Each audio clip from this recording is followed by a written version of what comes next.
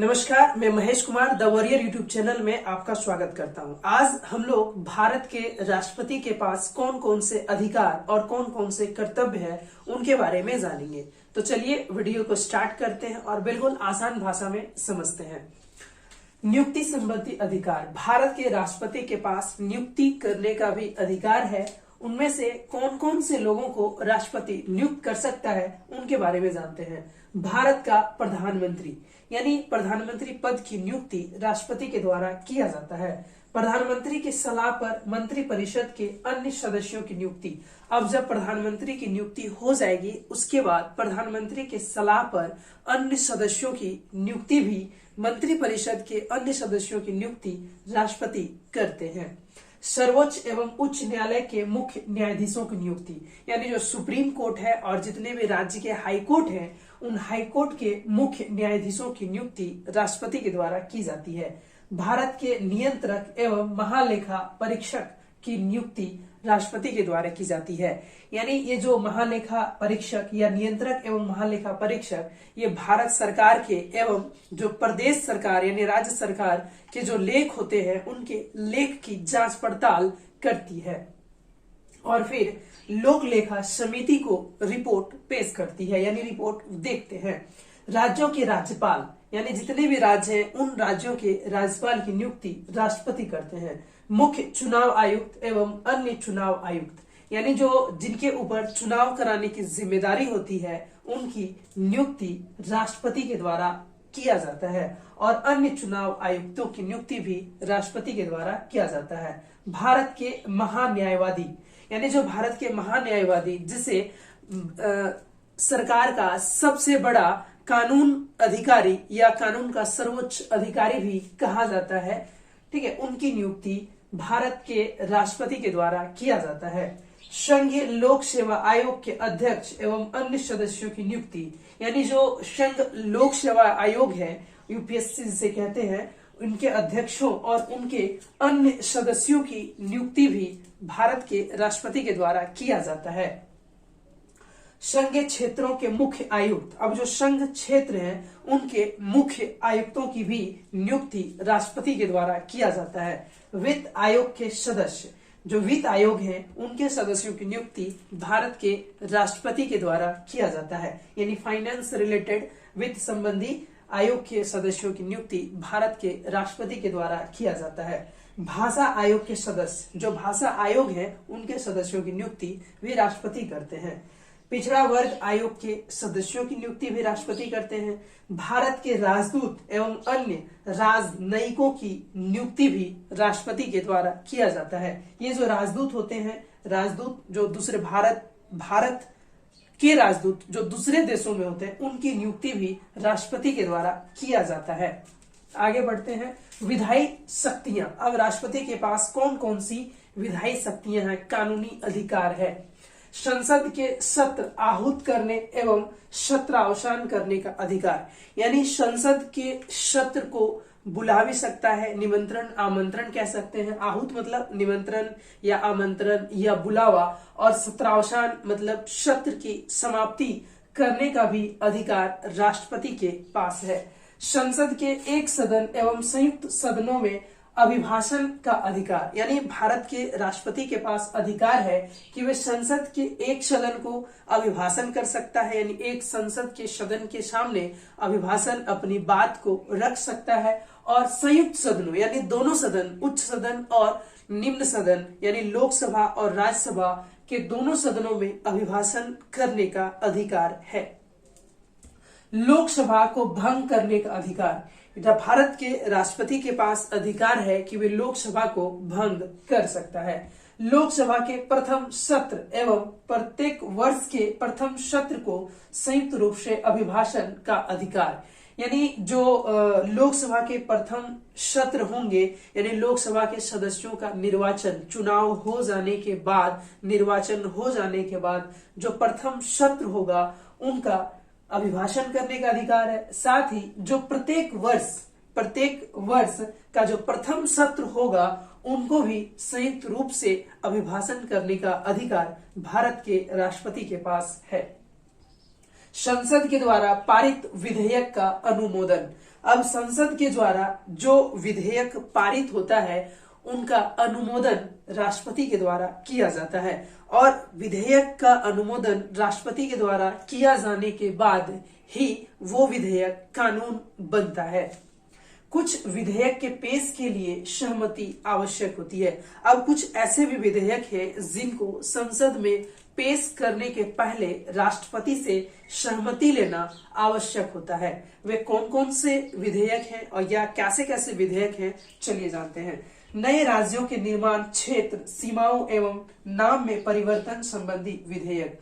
अब अगर नए राज्य का निर्माण करना है तो ऐसे विधेयक के लिए राष्ट्रपति से पहले ही सहमति लेनी आवश्यक होता है। अब किसी भी राज्य के क्षेत्र या सीमा या नाम में परिवर्तन संबंधी जितने भी विधेयक हैं, उन विधेयकों को संसद में पेश करने से पहले राष्ट्रपति से अनुमति लेनी होती है। धन विधेयक, अगर यदि कोई धन विधेयक है तो उन पर भी राष्ट्रपति की सहमति आवश्यक है। संचित निधि में व्यय करने वाले अधिक विधेयक। अब संचित निधि से कुछ व्यय करने वाले ऐसे विधेयक हो तो उन्हें भी संसद में पेश करने से पहले राष्ट्रपति से सहमति आवश्यक होती है। राज्य हित से जुड़े विधेयक। अब कुछ ऐसे विधेयक हैं जो किसी राज्य के भलाई से जुड़े विधेयक हैं, लेकिन किसी राज्य पे उनका प्रभाव पड़ने वाला है, हानिकारक प्रभाव पड़ने वाला है, तो ऐसे विधेयकों को भी पेश करने से पहले राष्ट्रपति की सहमति आवश्यक होती है। राज्यों के बीच व्यापार और वाणिज्य संबंधी विधेयक।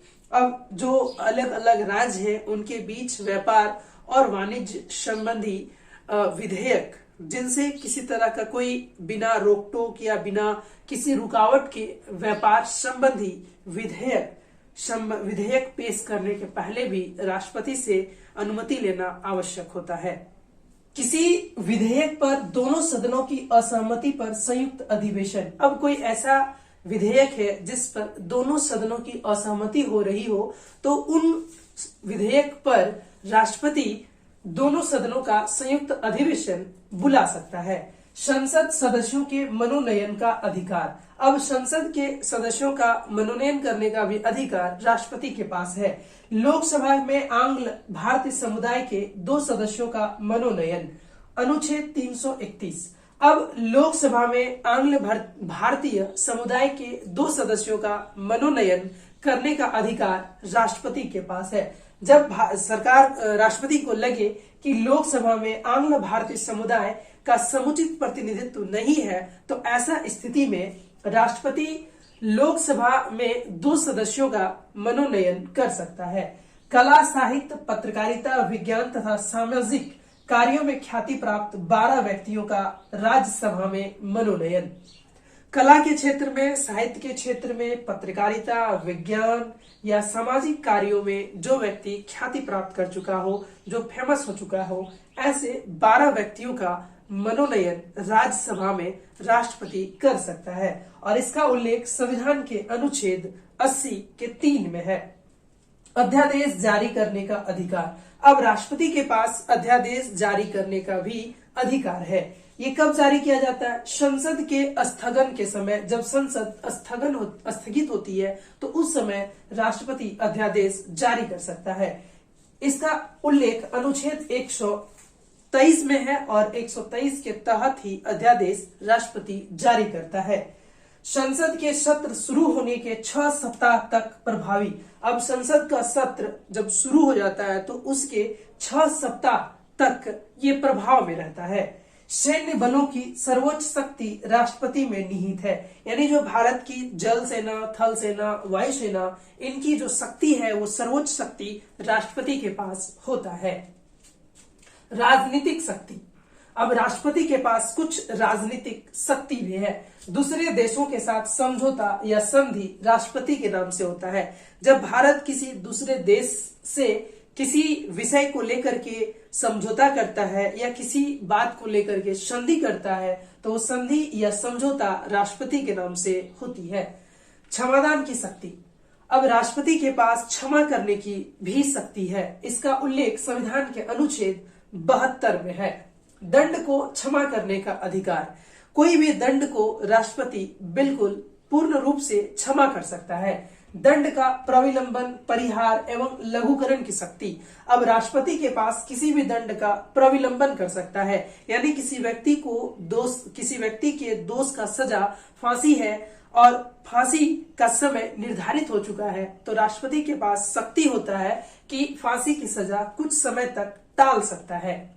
परिहार, राष्ट्रपति के पास परिहार की भी शक्ति है। परिहार जैसे कि 2 वर्ष की सजा को 1 वर्ष की सजा में तब्दील कर सकता है। लघुकरण, अब दंड को लघुकरण करने की भी शक्ति राष्ट्रपति के पास होता है, जैसे मृत्यु दंड की सजा को कारावास में बदल सकता है। अब राष्ट्रपति के पास कुछ आपातकालीन शक्तियां भी है। बाह्य आक्रमण या युद्ध के कारण लगाया गया आपात। अब अगर देश में किसी दूसरे देश के द्वारा आक्रमण कर दिया गया हो या किसी दूसरे देश से युद्ध चल रहा हो, तो उस स्थिति में आपात लगाया जा सकता है। इसका उल्लेख अनुच्छेद 352 में है। संवैधानिक तंत्र असफल होने पर राष्ट्रपति शासन, किसी भी प्रदेश में या देश के किसी भी राज्य में जब संवैधानिक तंत्र असफल हो जाता है या वहां की सरकार चलाने में असमर्थ हो जाता है, तो उस स्थिति में राष्ट्रपति शासन लगाया जाता है और सारा कामकाज राष्ट्रपति के नाम से होती है। इसका उल्लेख संविधान के अनुच्छेद 356 में है। वित्तीय आपात, अनुच्छेद 360। अब फाइनेंस रिलेटेड देश में समस्या होने पर, प्रॉब्लम होने पर वित्तीय आपात लगाया जाता है। इसका उल्लेख अनुच्छेद 360 में है और इसकी जो न्यूनतम अवधि होती है वो 2 माह तक होता है। सार्वजनिक महत्व के प्रश्न पर उच्चतम न्यायालय से परामर्श ले सकता है, लेकिन मानने की बाध्यता नहीं। अब कुछ ऐसे भी प्रश्न होते हैं जो सार्वजनिक महत्व के हों, उन पर राष्ट्रपति उच्च न्यायालय से परामर्श ले सकता है, सलाह ले सकता है, लेकिन राष्ट्रपति उसके बात को मानने को बाध्यता नहीं होती है। किसी विधेयक पर अनुमति देने या न देने के निर्णय की सीमा का अभाव में जेबी वीटो का प्रयोग। अब कुछ ऐसे भी विधेयक होते हैं जिस पर राष्ट्रपति अनुमति देने या न देने के निर्णय न देने के अभाव में राष्ट्रपति जेबी वीटो का प्रयोग करता है। उम्मीद है कि वीडियो अच्छा लगा होगा, और वीडियो अगर अच्छा लगा हो तो वीडियो को लाइक करें। चैनल को सब्सक्राइब नहीं किया है तो चैनल को सब्सक्राइब करें। धन्यवाद। जय हिंद, जय भारत।